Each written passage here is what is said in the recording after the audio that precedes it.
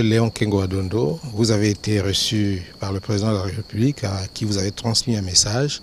Alors si ce n'est une indiscrétion, peut-on savoir à quoi ce message avait-il trait? Ce message a trait à la situation actuelle entre les deux Congos. Vous savez que nos ressortissants sont rentrés dans notre pays dans des conditions un peu intolérables. Je suis venu pour demander au président de la République de pouvoir suspendre d'autres évacuations, de faire l'évaluation de ce qui s'est déjà passé et de mettre en place une commission mixte comprenant le ministre de l'Intérieur de votre pays et celui de mon pays, de manière à ce que s'il y a d'autres décisions semblables à prendre, que ces décisions puissent être concertées. Le président de la République a accepté que nous puissions, à partir d'aujourd'hui, surseoir un peu à tout ce qui a été comme surchauffe dans nos relations. Vous savez vous-même que certains de vos étudiants qui sont chez nous sont revenus. Grosso modo 500. Personne ne les a refoulés. Mais ils ont été menacés pour certains. Non, ils ont eu peur, croyant qu'il allait y avoir la revanche de la part des autres. Vous savez, la peur est contagieuse.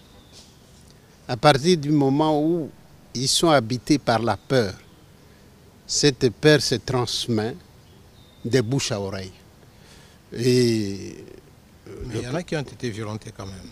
Oui, mais ici aussi, vous le savez que plusieurs de nôtres ont été violentés. Ce n'est pas de la volonté des autorités de votre pays, ni de celle de notre pays.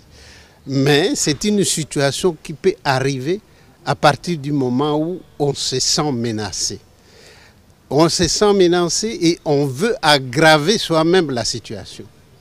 Je considère que si nous suspendons un peu d'autres départs, si nous évaluons ce qui s'est passé, si nous mettons en place une commission mixte, si d'autres départs devaient être envisagés, que ça se fasse d'une manière concertée, nous sommes en réalité des frères et des sœurs de part et d'autre.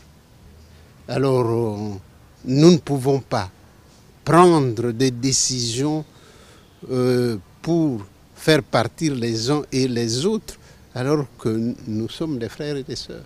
Mais comment est-ce que les autorités de Kinshasa apprécient-elles la gestion de cette situation par la presse de Kinshasa? Je ne suis pas juge de la presse, ni vous, bien que vous soyez de la presse.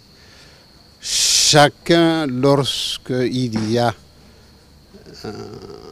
un danger ou qui porte atteinte à la sécurité des personnes et des biens, peut faire de ce qui est arrivé une forme d'hyperbole pour exagérer.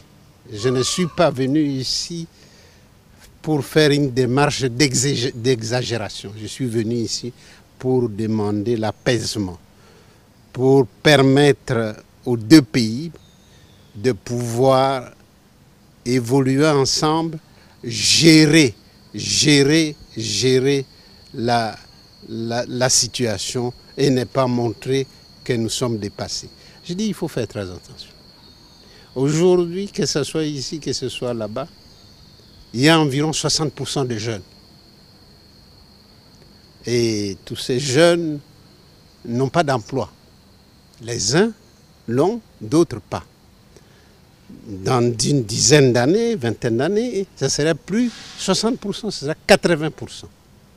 Nous ne devons pas montrer que nous sommes dépassés. Nous devons gérer la situation. Merci.